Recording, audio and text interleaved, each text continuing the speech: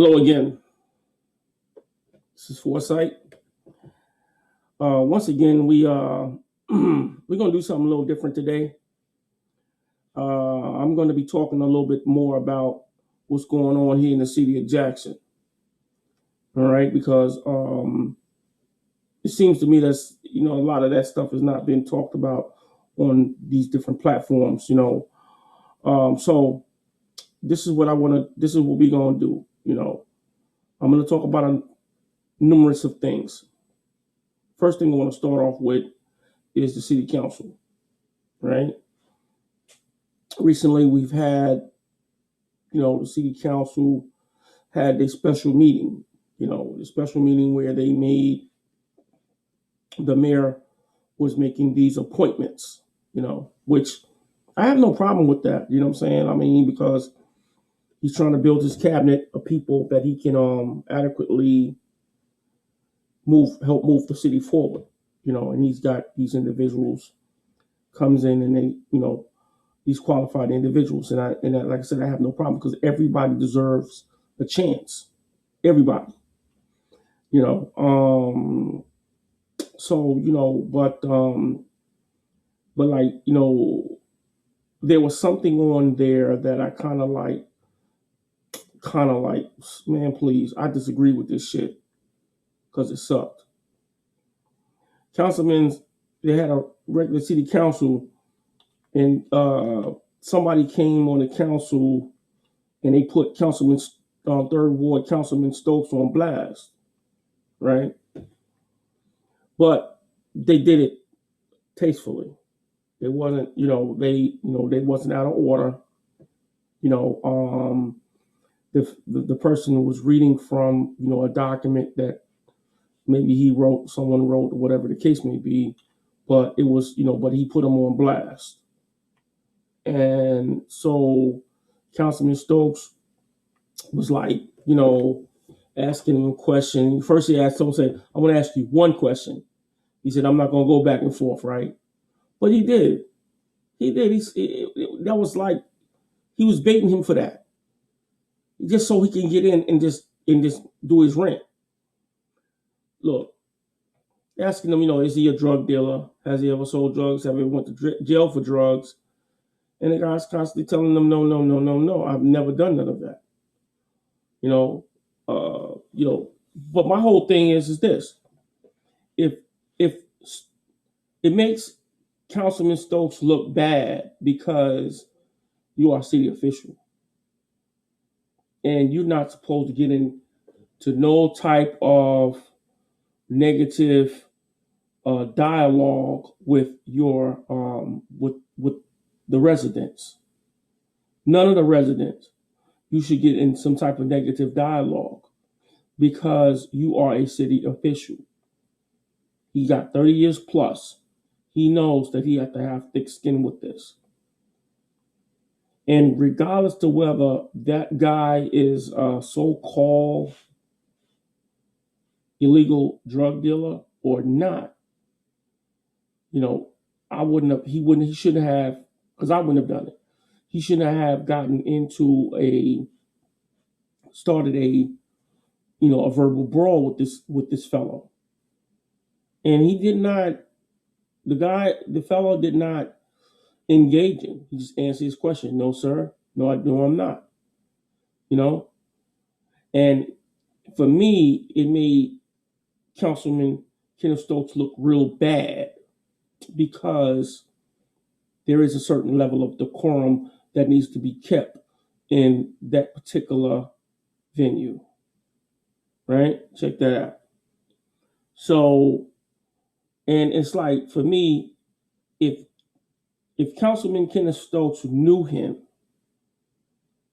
that was, saying, he should have, it made him look bad.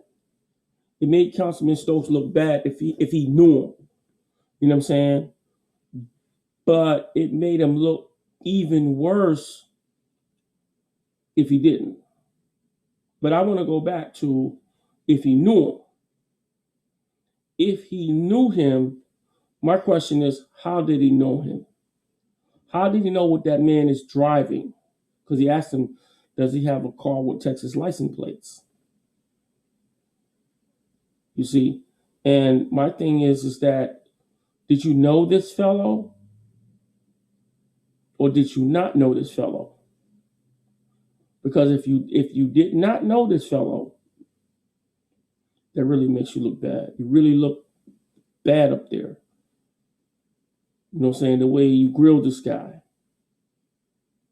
And furthermore, you're in leadership.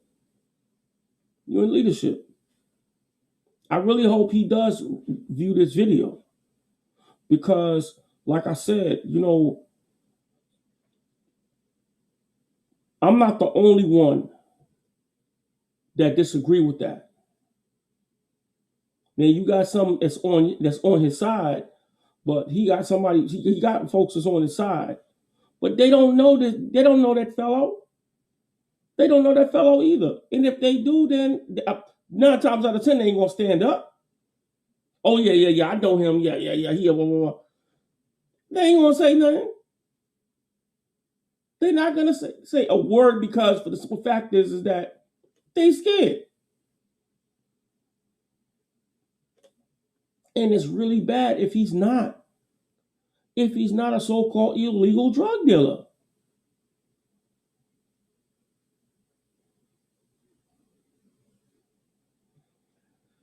So, but like I said, there is a level of decorum that needs to be kept. And that's not just for him, that's for all of them council members. That's all of them council members. They all know that. The new ones and the old ones. There's a level of decorum that you have to keep when you're in those chambers, when you're dealing with the resident. The resident is the ones that's paying your salary. The residents, because we are the taxpayers. We're the taxpayers. I'm keeping it 1,000. I don't want to go down there, which I'm gonna have to after a while. I'm gonna have to go down there. I'm gonna have to address them. But I don't want to go down there and address that city council and somebody like Councilman Kenneth Stokes grill me and ask me, am I a drug dealer? Because I said something that he don't agree with. If you don't agree, you don't agree. We can discuss that privately. We can discuss that reasonably, publicly, and within reason. But you're going to have a level of decorum with me. Because I'm not going to do it back and forth with you. I'm not going to do it back and forth with no one. Because back and forth is unprofessional. Period. Especially when you're in a venue such as that. I ain't finna do nothing like that in the public. You want to give me a call on the phone? We'll yell at the top of our lungs. We'll use all the 4-letter words we're going to use. But I'm not finna do that in the public. Now, there's another thing I want to talk about. Another thing I want to talk about is the bus system. The bus system here in the city of Jackson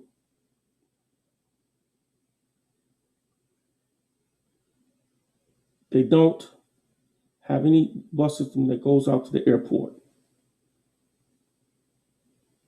They say, well, the reason why we don't have a bus system to go out to the airport because being that I'm disabled, I'm looking maybe, we can have a, paratransit go out there, but they said because they don't have a big bus going out there, paratransit can't go out there either.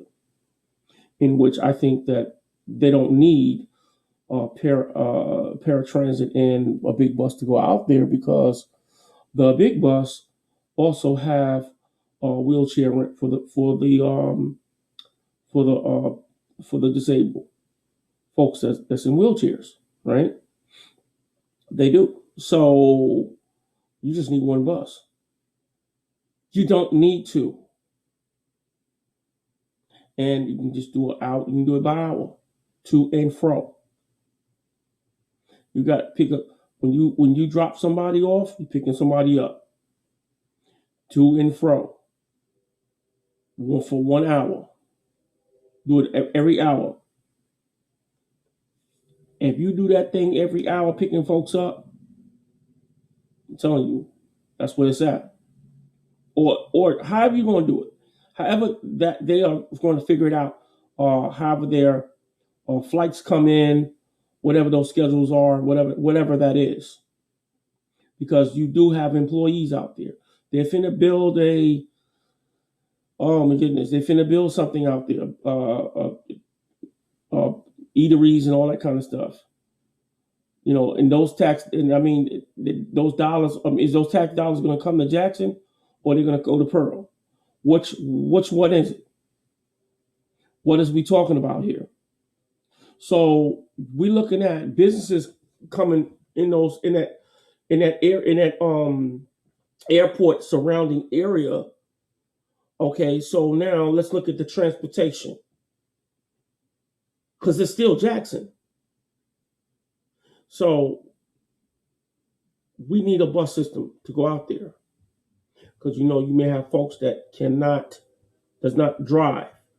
You know what I'm saying? Folks don't have cars. They're gonna need to go out. They can go out there. They can have the bus go out there, pick them up to and fro. Why aren't we doing that? Other municipalities are doing it. We need to do it too. Somebody needs to take a survey on this crap. Somebody needs to take a survey on, do you think that the city of Jackson should have a bus to go out there to the airport? And why? Why is it benefit? What's the benefit from it? You see? Because actually you're shutting out the disabled, because I'm going to tell you like this. It's expensive for us to have a driver. It's expensive for us to use a secondary transportation system. Uber and Lyft, you can hardly ever find them, because they don't, a lot of them, I know Lyft don't even, Uber don't fool with the wheelchairs. That's a whole nother service. So what are we talking about here? This is madness. Absolute madness. And I'm not seeing it like getting any better. And they're trying to fix this problem, fix that problem, and you got a problem directly in front of you that say, hey, I'm right here. Fix me. Make it make sense. Put a bus out there at that airport. Because now you're telling me, I'm a blind individual, you're telling me I can't catch a bus to catch the plane so I can go where I want to go? I got to catch a cab, Uber or whatever, or have somebody take me out there? I'm spending an extra $20 to $30 when I can only pay car fare for the bus to take me out there. Grab my little luggage, get on a bus, and move and get on the airplane and get on down. Makes no sense to me at all.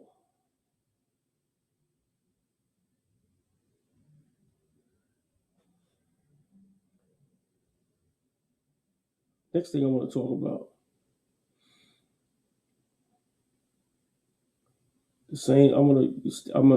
I'm gonna talk about transportation. But this is what I want to talk. I want to talk about the transportation going into other municipalities. You got surrounding cities of Jackson, right? Why isn't it that? Why isn't we got the buses going to the other municipalities? Because other municipalities don't have the budget for it. Other municipalities don't want riffraff in their cities. Other municipalities is you know they just not they feel they're just not developed enough. I don't know. But I know some of those are some of the reasons. And for me, I'm like, okay, we're talking about coming into your city with riders. If I wanted to come into the city of Ridgeland from Jackson and I wanted to go to a school out there like Delta College, right?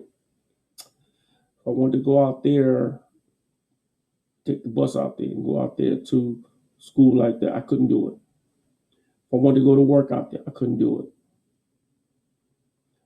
Clinton, another surrounding city. If I wanted to get a job out there, I couldn't do it. Pearl. Man, my airport out there. I got to go through Pearl to get to the airport. They hadn't built no roads from Jackson to circumvent Pearl. I got to go through Pearl in order to get to the airport. They don't want me out. They don't want the buses out there. I don't understand that. Said we don't have the funds. Okay, but here's the deal. If I'm coming out there and I'm doing business out there, my tax dollars, that's you generate more tax dollars. That's a win-win deal right there. The more people come to your city, the more tax dollars you make. They're gonna come eat in your restaurants. They're gonna come to your movie theaters. They're gonna come to work on your jobs in your city. Let's make this make sense here. Let's make this make sense because it don't. You say we don't want the riffraff. Come on, man. What are we going to do with the solution for the riffraff on the bus? Jackson don't want the riffraff on the bus. What makes you think you're any different? You're no different than Jackson. We don't want the riffraff on the bus. I don't want to get on the bus. That's why I don't ride the big bus. I sparingly ride paratransit. Unless it's a direct purpose on reason why I ride paratransit. That's the only reason why I ride paratransit. I don't even get on the big bus. I don't ride the regular bus because of that. I don't want to deal. I don't want to smell no homeless person.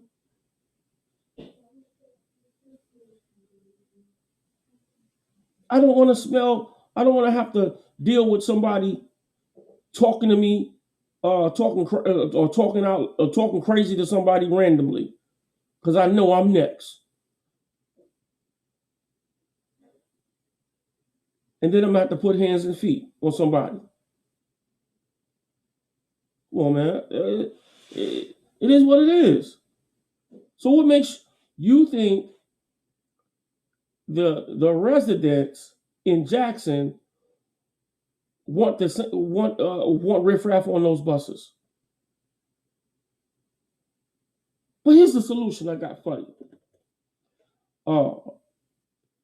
Ridgeland, Clinton,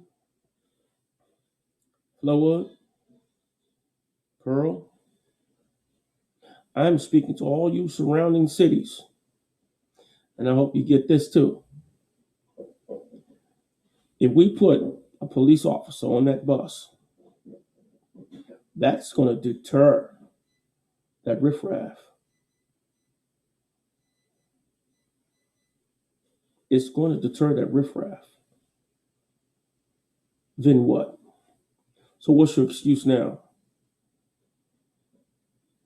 You can't tell me we don't the wear and tear. That's crap. Because you got trucks, you got 18 wheelers come through there, 8,000 pounds, come through there all the time. Jokers they weighing 79,000 pounds, they weighing 50,000 pounds. Come on, bro. Don't do me. Don't do me. I know what goes on out there. I know used to bees don't make no honey, but I used to be a truck driver. I know what goes through Ridgeland. I know what goes through Pearl. Pearl got several truck stops. Give me a freaking break on their roads.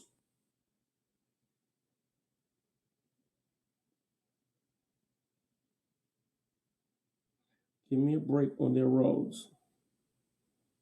That cannot be an excuse. That cannot be a reason. That cannot be an adequate reason. We don't want no buses out here because of the wear and tear of our streets. No, I'm not buying that. Not buying it. But riffraff, yes, I understand. Truly, I do.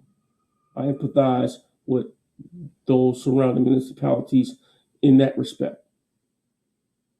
But understand this, like I said before, we Jacksonians do not want the riffraff either. We don't greenlight this riffraff.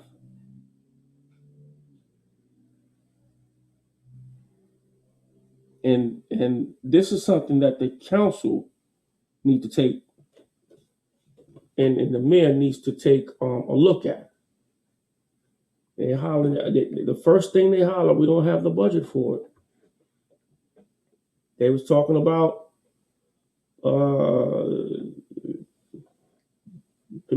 parks and recreations, and they was talking about those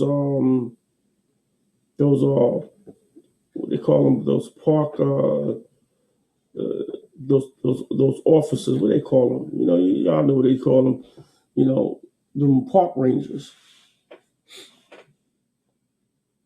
They were talking about those park rangers and how the city of Jackson, that the Jackson police is over the park ranging, this, that, whatever. They got certain folks in uniform.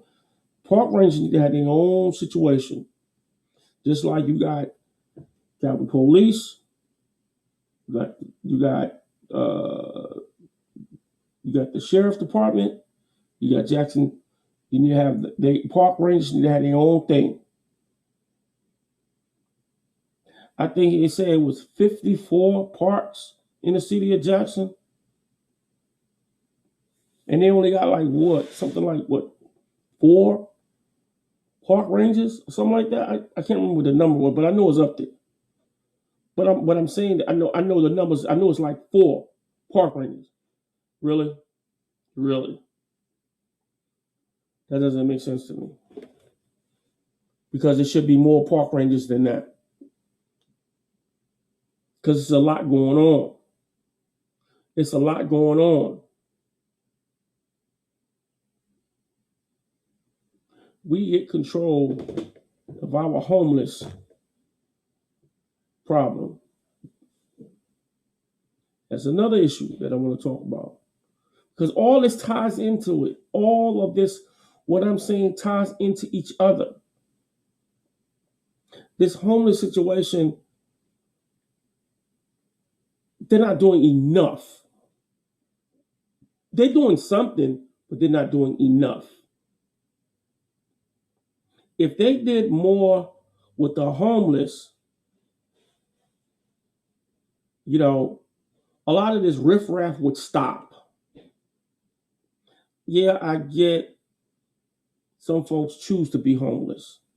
You got those that choose to be homeless, but then you got those that do not. And I was talking about this some time ago. We need to put something across town. Even if we flood it, we can control it. If we flood, what I mean by flood, if we put more shelters out here, but what type of shelters is to keep? If we flood it, we can control it. If we flood shelters, if we don't flood what I mean is if we don't overcrowd the shelters and we put more shelters out here that can house people, we can control it. Put some out there in North Jackson. They don't want that though. They're gonna raise hell about that. You know that. Put something out there in South Jackson.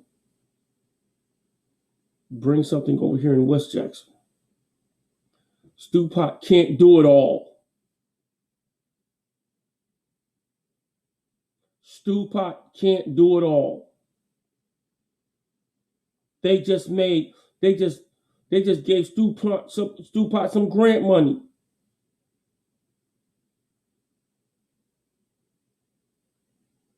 For helping out with this homeless situation.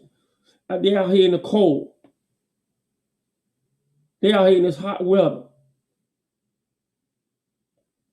Got cooling stations out here.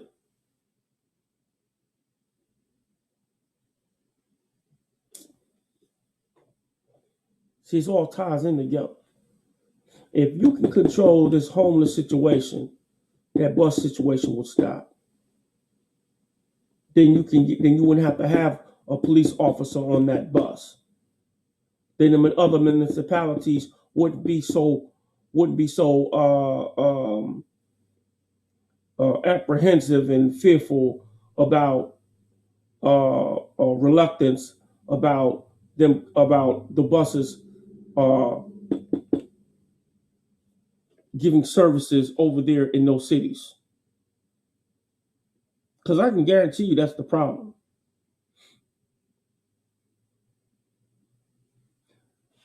Now, watch this.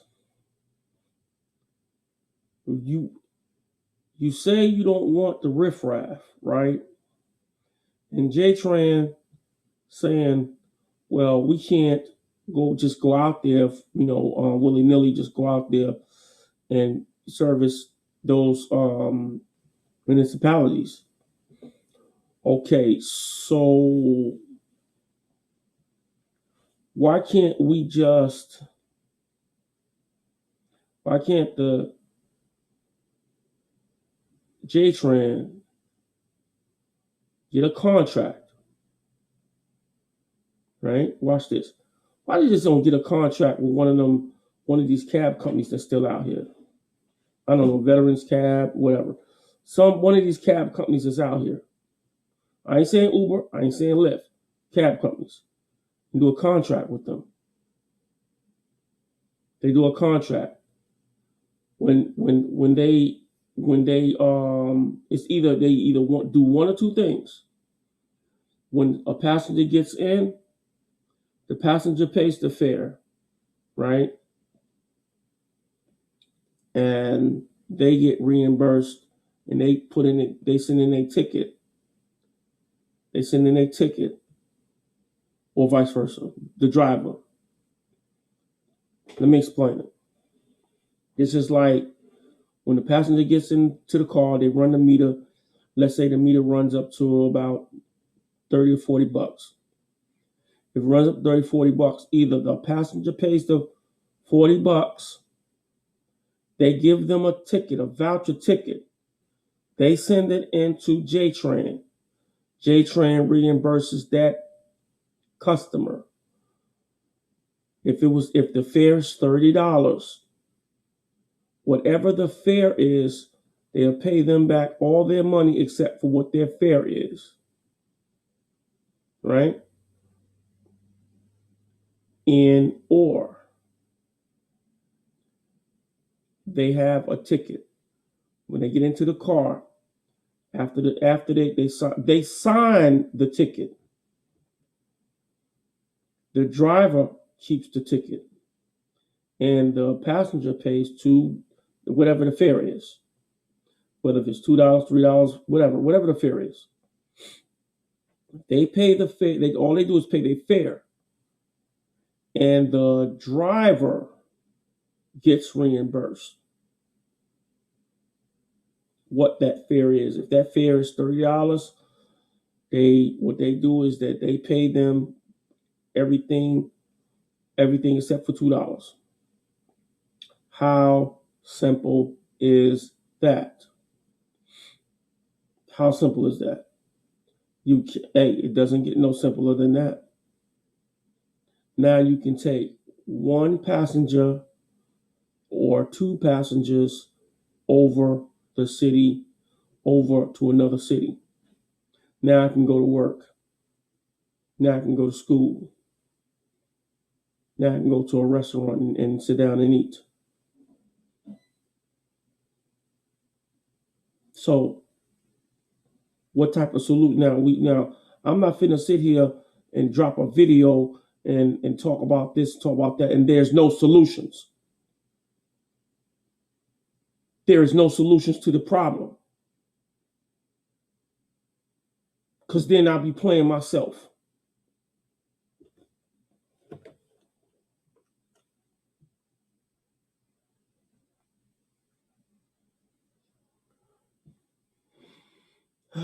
Boy, I tell you the truth. If you like this video, please click like and share this video. Show a brother some love. I am Foresight.